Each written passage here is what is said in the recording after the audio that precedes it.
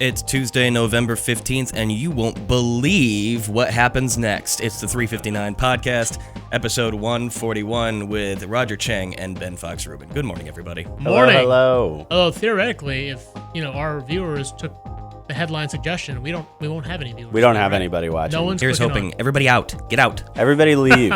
This isn't real. So we're gonna go negative today. It's an all negative podcast. Get angry. That's Get right. angry, people. I'm already pretty angry. So let's make tech great again. Seriously. Oh, that was bad? I thought that was kind of good. You know what? Get mad about that. I'm gonna get mad about Get that. mad about that just that. annoys me. All right. Let me just go ahead and... Yeah, there we go. There we go. So we've got a busy podcast for you. We're going to be talking about, following along with yesterday's podcast, we're going to be talking about, fake stories on the internet. Not just Facebook, but Google now also caught in this little controversy. And it makes you wonder, can you believe anything on the internet? And I know that's kind of a stupid sentence to say, but... Because we're on the internet. Right. But, but in general, no, you shouldn't believe anything on the internet. Unless it's news stories that are presented to you CNET. as legitimate content. There's reason to question even seemingly legitimate stories, right? Absolutely. I think that, we'll talk about that on the podcast. Next up, we'll talk about Twitter, basically cracking down or giving you tools to crack down on trolls. Very, very We're going to be talking about the troll steps. problem on Twitter. And then lastly, we'll be talking about counterfeit goods on Amazon. So really, just all negative. Yeah. Really, we're talking a little bit about how these companies are helping to solve some of these problems, but still negative topics altogether. They're problems. The cake is a lie. I don't even know what that means. I like it though. All right. Really? You haven't played Portal? No. Not yet. All right, you asked Sorry, me. guys, they're This old. is a very long You pre-show. asked me that. That's really Portal? Let's get it going. Is it a young thing or is it just like a gamer thing? Or just being lame thing, I guess. I don't know. Wow. That's right. You wanted to go negative. We're all angry. We're all just negative today. All right. Why don't we get started? As always, if you have any questions about any of these topics, Brian will leave in the comment section. Brian will pick out the best, and we will try to answer them. Yeah. Try. And welcome. Yeah, and troll us all you want. Please for this do. For this particular podcast. You can How's troll that us different from mercilessly. any other podcast? It's true. But Troll away, my even friends. more so. Troll away. Troll away and dispute our reputations later. Yes. Where you cannot click on the podcast that'll load that we're going to record in 3, 2... Welcome to the 359, where we talk about the top tech news of the day and all the crap we want to throw in. I'm Roger Cheng. I'm Ben Fox Rubin. Facebook has been all over the news for the promotion of hoax stories, but now Google is in the same boat. Its news section highlighted a story about Donald Trump winning the popular vote, which you'd find if you Googled election results. And newsflash, Donald Trump did not win the popular vote. Hillary Clinton did. By 200,000 votes. Right. But it still brings a question can you believe anything you see on the internet? And I know that's a dumb thing to say, but that's a valid question if you are going to a news site or if you're going to a site that's supposed to present you with legitimate stories, right? Yeah. To me, what's interesting about this also is that Google has this very secretive, very secret sauce that they provide. Their algorithm to say we're providing the very best stories out there, and this is a pretty clear example of that not working at all. Yep. According to Rich Nieva's story that we published today, they have about something like 200 different metrics that they utilize to try to surface the best possible stories. And it just goes to show you that even with Google, which has been doing search for 20 years, hey, they can screw up just like everybody else. Right. And the problem is there's no real easy answer. Giving these guys editorial control to stamp out fake stories. One media critic, Jeff Jarvis, said that's a mistake. That's giving these companies too much editorial power to actually determine what's real or what's not, right? And neither of these companies really want to be in that position. No, they don't. But I think that it's kind of a ridiculous position for them to take. That's my personal opinion, to suggest that they're not media companies where they're making advertising off of presenting people content. How is that not a media company? Yep. So, Total. Yeah. Next up, Twitter will now let its users mute certain words, phrases, or conversations as part of its effort to curb hate speech and trolling on its social site. It also made it easier to report hate speech. Right. Do you think this is going to change much, though? No. I think I might agree with you on that. The troll power is just too strong on Twitter. I mean, for me, it just feels like a little too little too late, a little too not enough ineffectual. and a little yeah, and a little late. Yeah. The interesting thing about this for me is that anonymity will probably continue to exist on Twitter for a very, very long time. Mm-hmm. And that is really what feeds trolling more than anything. I think that's the one of the cruxes of Twitter's growth problem is like regular users can't go on because they feel intimidated by this Twitter or this troll culture that's developed on Twitter, and it's strong. Basically, you say anything about anything, and someone will come back to say either disagree with you or just say something completely inflammatory. Yeah, and Twitter obviously knows that the situation is rather toxic. They tried to sell the company. This is rumors. They tried to sell the company, and nobody wanted to buy them, partly because of all the vitriol on the site. So they know that they need to clean this up. However, maybe this isn't really enough. We'll see if they keep going. Yep. Last, Amazon filed its first ever lawsuits against counterfeit sellers on its site. That's part of its bigger push to cut down on bad actors on the world's biggest e-commerce site. It also recently sued purveyors of fake reviews. So this is a good thing that they're actually pursuing this kind of stuff. Yes. The experience on Amazon is less than desirable because of that. Like I've complained to you a number of times, like just buying something simple as a stand for my iPhone, you'll find 50 different products. They all look the same. Yeah. Most of them are knockoffs. The prices vary, and then you go into the reviews and like they all have 5-star reviews. And like, how does that even work? How does that happen? Yeah, this was also a long time coming. I would argue they've done a lot with anti-counterfeiting, and they've mostly avoided a lot of the negative attention to counterfeiting that others have gotten. However, I would say that they still have some work to do around this. Yeah, no, this is definitely a good start. I'd like to see the fact that they're cracking down on counterfeiters because it definitely, you're not entirely sure, you're not confident with your purchase on Amazon. Yeah, fake news, fake reviews, fake goods, everything, fake goods. There you go. Fake friends on Twitter. Twitter. We may be fake. We're fake friends for sure. Oh, we're not real friends. I'm gonna start crying after the show. All right. For more on those stories, check us out on CNET. I'm Roger Chang. I'm Ben Fox Rubin. Thanks for listening. It is very hard these days to keep track of this kind of stuff. But when you really think about I'm sorry, you're saying goods, news, sources, everything. Sources. Got it. Sources. So that's an important part. When you're in school and they teach you how to write an essay, you got to cite your sources. Yeah. And that's what major agencies do.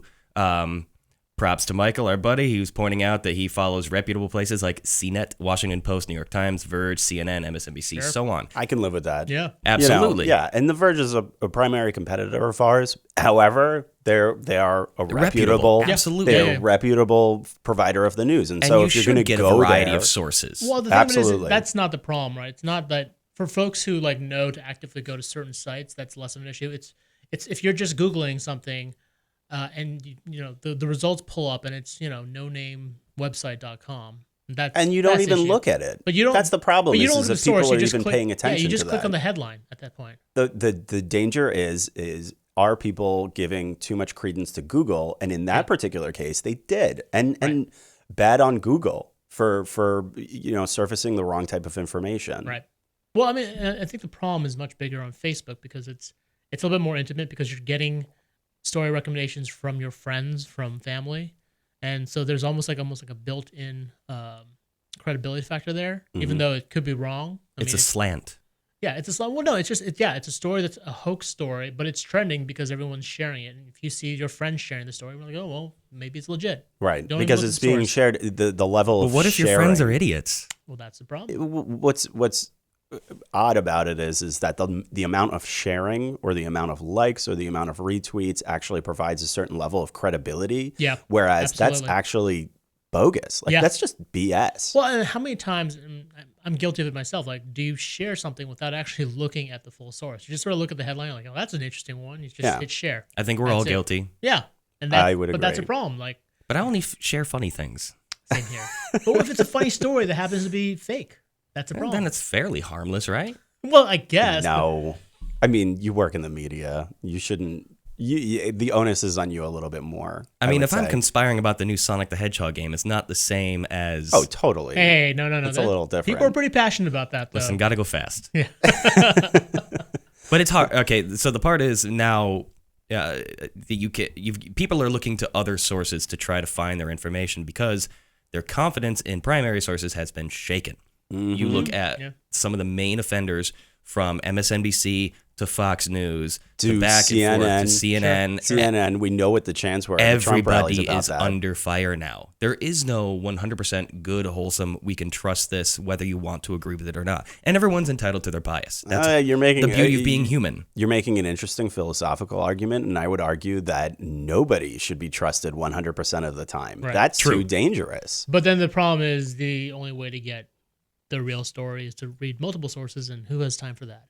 Oh, right. Exactly. That's the issue. Unfortunately, we're offering to our audience the fact that there are no easy answers, and that's true. Yeah. And like it's the I'm same sorry, with I'm like sorry, readers. Nothing. We got nothing for you. we got nothing for Yeah. you. We warned you not to click on Yeah, this. I know.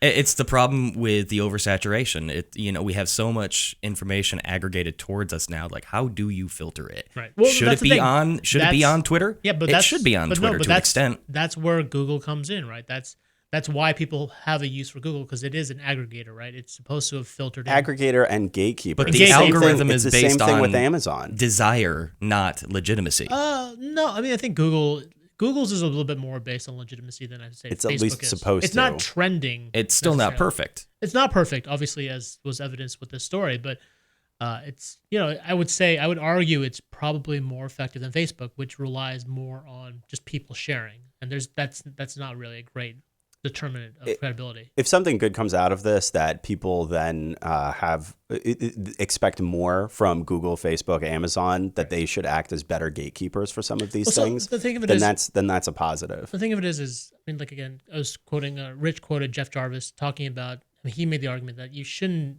we shouldn't lean or rely on Facebook or Google to get in that position of flagging fake stories. It should be more on either the media or individuals, like by maybe empowering folks to have tags that they can tag stories that. Yeah, that also hoax. sounded problematic to me. Yeah. Like unpopular stories. I would say that Google shouldn't be surfacing BS stories like Well, they they did shouldn't in in the this first case. place. But that's the thing. These are all algorithm based, and they sometimes this stuff happens, right? And so, I mean, what they did do, they added a tag for fact check, right? Recently, Right. after the elections. So maybe surfacing stories that are more fact check type stories, but then there's a broader issue of surfacing like fact check stories are inaccurate. But that's a whole nother rabbit hole we're gonna go down. It's Yeah. just, I've been saying this forever, that the human species was a mistake. We're going to ruin everything. Wow. We really are going This- negative today. This a feels downer- really cathartic. downer I'm of a loving show. it. It's a downer that I'm enjoying thoroughly. I love this comment. We wonder if it should be more with the computer, more about people involved with actually aggregating this and filtering things. Brandon says, I think Judge Judy should be on Google's filtering team. She should Okay. be the only one on that team. She's Just the every IS single filter. story. I honestly, there's a piece of me that says more curmudgeon-y jerks should be trying to filter the news. Sure. Sure. Speaking of you only get one story today, so what I like, it's about puppies. It is. I don't disagree with that at Yeah. all. So how do we think, call out to the chat, how do we actually try to decipher what's the difference between news and entertainment? How do we achieve this? Well, or like news and fakes, or like news and hoax entertainment. stories, Well, legit you're not going to stories. stop people from making up stories. That's what our entire society is built on, is telling stories. Mhm. But it's how do you say, well, this is actually what happened. This is legitimately what happened, which is unfathomable in the time we have a constant stream of media, a constant stream of consciousness where everything's coming at you. And we're just like, we trust what we want to trust. We know what we want to know. There is no element of like, well, this is the truth, whether I like it or not. People I think make that their own little bubbles. There's right, and in some ways that's a necessity. There's so much information that gets thrown at people online these days Right. that it's virtually impossible, as we've seen from what we've talked about, to be able to filter all the crap. So if people want to try to filter in their own way, then they can and they will and they have to. And maybe I want to believe a hoax story. I'm not saying it's a particularly smart thing or a good thing, but it's. I mean, I think that's what we saw with the election, right? There are tons of, Hillary Clinton, FBI agent who committed Murder-suicide. Yeah. Murder-suicide. Well, that I was mean- just flat out wrong. I Right. mean, that's my problem as a journalist, like that there's absolutely no connection to reality. Well, no, with but certain my things. point is, it doesn't matter if there's a connection to reality. Like there are enough folks out there who want to believe that it becomes the truth for them, and that's Oh my and then God, sharing that's and then On the sharing it flip for side, fun there is aren't that's enough- blowing my mind. There aren't right enough now. people in the industry that take this responsibility with a seriousness. You know, we have it kind of easy. We're in the media, but we're in not so divisive and damning that we can be held accountable for what's violent protests right now. Right. Then the people that are on these thrones on high and doling out opinions, not facts, and trying to curtail the mass populace into just getting angry to following them. That's not this story. The story isn't folks doling out opinions. It's folks reporting stories as if they were legit, even though they're not. There's a bit of a distinction, right? It's not these folks aren't. Is there anymore? No, there totally is. They're not editorializing. They're trying to present this as fact, as an objective story, when it's completely wrong. I think that's the more worrisome thing. Like I think editorializing, and Facebook that's going to happen. Facebook and Google enabling it because they're such huge platforms that they then, somebody can say that on their stupid blog and it doesn't really go anywhere. But if you get traction on Facebook, Google, or Twitter, then it becomes much more significant. If that no-name blog pops up on a Google search more frequently than not, then that's gonna be relevant. When we get our news from the comedians on Comedy Central and we get our laughs from the... I mean, I used to get my headlines from Jon Stewart. That's what I mean. That's absolutely what I mean. He's pretty good. I was watching John Oliver last night and it's just like, man, this is a lot easier to watch sometimes. Yeah. Well, because it's entertaining. Well, it is entertaining. He gets you angry too. Well, yes, you get angry, but you laugh along with the rage. So. Mm-hmm. And then you come full circle, and then the minute you try to actually take a stand on what you do believe in, it's just a debate, for lack of a more... maybe not FCC-friendly word. I wouldn't even, debate's probably way too generous a word. But it's like, even when you can't, when's the last time you really saw a good civil argument online? Maybe once in a while in one of our chats, props to our listeners. Yeah. I would say so. Yeah. Do we have more questions, by the way? Yeah. We actually have a lot of great agreement and conversation. Wow. No distinct questions right now. I think we're having a good conversation. Anyone want to punch our faces? Come on. Now you're trolling them. Fishing for that You're guy. such a troll.